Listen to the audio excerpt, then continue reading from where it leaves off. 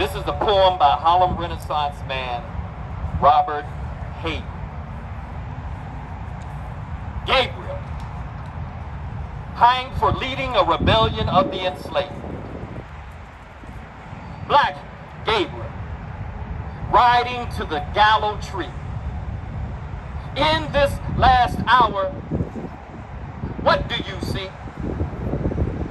I see 1,000 slaves rising up from forgotten graves, and their wounds drip flame on slavery's ground, and their chains shake Dixie with a thunder sound. Gabriel, Gabriel, the end is nigh. What is your wish before you die? That rebellion suckle the enslaved mother's breast, and black me never, never rest, till slavery's chains lie eaten with rust.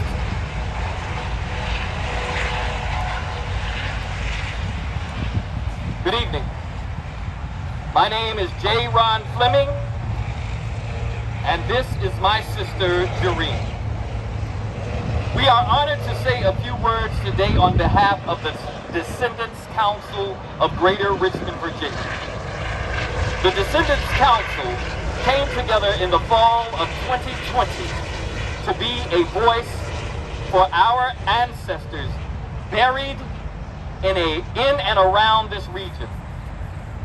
We want to assure that no more of our sacred spaces are paved over, forgotten, or exploited. Our demands are simple and straightforward: transparency and respect. Respect for descendants and black Virginians, for sacred burial grounds, and for ancestors whose dignity and rights were stepped on and denied during their lifetimes. Richmond's African American cemeteries should be transformative sites of engagement, truth-telling, places to learn history and build community, not places that perpetuate a legacy of paternalism and exclusion. On March 10th of this year, 40 black Virginians sent Governor Ralph Northam an open letter expressing alarm at developments at two cemeteries, East End and Evergreen cemeteries, two historic African American burial grounds in Richmond and Henrico County, about 3 miles from here. I would invite you to visit if you have not ever been there before, but the cemetery has been gated and locked since June of this year. In our letter to the governor, we urged him to take several crucial steps to protect these fragile sites, to require the current owner, Parity in Richmond, to commission a proper cultural landscape report for all the cemeteries it owns or seeks to control, to be made available to the public and reviewed by the relevant state authorities. We wish that he would provide all due diligence and other material upon which the Commonwealth has based its decision to subsidize and support the acquisition of African American burial grounds by a private individual. And most importantly, to convene public meetings to allow the community to deliberate on the future of these sacred sites with all of the necessary information in hand. To date, no substantive action has been taken from our elected leaders. The Descendants Council of Greater Richmond, Virginia will press on for justice for our ancestors and loved ones and self-determination for their descendants. We welcome your interest and participation in the Descendants Council Please follow us on Instagram at Descendants Council VA or contact us via email that you see posted here. Please visit our change.org page to read our entire open letter to the governor and sign on if you feel so moved to the petition for action.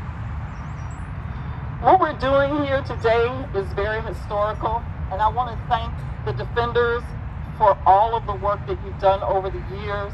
And as I was listening earlier, it occurred to me, I hope that there are copies of all of the Defender newspapers at the Library of Virginia.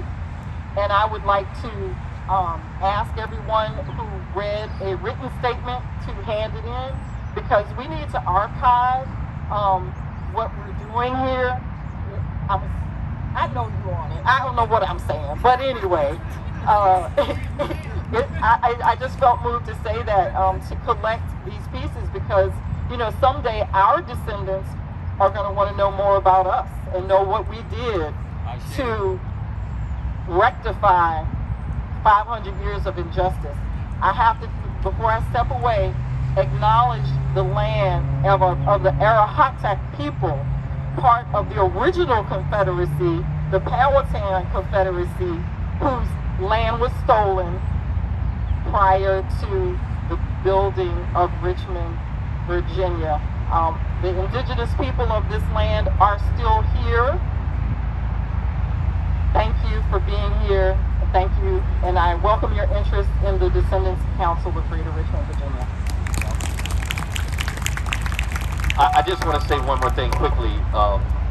My submission to all of you is that not one slave was brought here from Africa. Not one.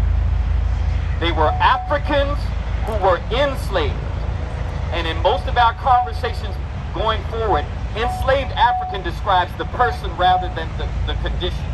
And so I want you to incorporate that in your terminologies. Obviously, there are some times where the word slave, like I just read a poem, that word is in. But in most contexts, we are talking about human beings who were our grandmothers and grandfathers, and so they were enslaved Africans, not slaves. Thank you.